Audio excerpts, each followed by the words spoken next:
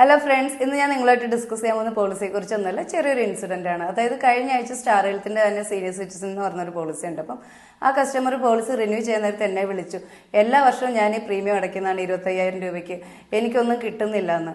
അപ്പം നമ്മൾ മനസ്സിലാക്കേണ്ട ഒരു കാര്യം എന്താണെന്ന് വെച്ചിട്ടുണ്ടെങ്കിൽ, ഈ ഹെൽത്ത് ഇൻഷുറൻസ് എന്ന് പറയുന്നത് നമ്മൾ നല്ല ഹെൽത്തി ആയിട്ട് ഹാപ്പി ആയിട്ടും പോകുന്ന ഒരു ലൈഫിലേക്ക് അൺഎക്സ്പെക്റ്റഡ് ആയിട്ട്, അതായത് ഒരു ആക്സിഡന്റ് സംഭവിക്കുന്നു അല്ലെങ്കിൽ നേരെ മറിച്ച് ഒരു അറ്റാക്ക് ഒക്കെ സംഭവിക്കുന്ന സമയങ്ങളിൽ നമ്മൾക്കത് ഉപയോഗിക്കാം എന്നാണ്. അതല്ലാതെ ഞാൻ പോളിസി അടയ്ക്കുന്നതുകൊണ്ട് തീർച്ചയായിട്ടും എനിക്ക് അസുഖം വരണമെന്ന് നമ്മൾ ഒരിക്കലും വിചാരിക്കരുത്. എല്ലാവരും ഹെൽത്തി ആയിട്ട് ഹാപ്പി ആയിട്ട് ഇരിക്കണം എന്നാണ് എൻ്റെ ആഗ്രഹം. കാരണം ഹോസ്പിറ്റൽ വാസം എന്ന് പറയുന്നത് അത്ര സുഖകരമായ ഒരു കാര്യമൊന്നുമല്ല. അത് വളരെ പെയിൻഫുൾ ആണ് കിടക്കുന്ന രോഗിക്ക്.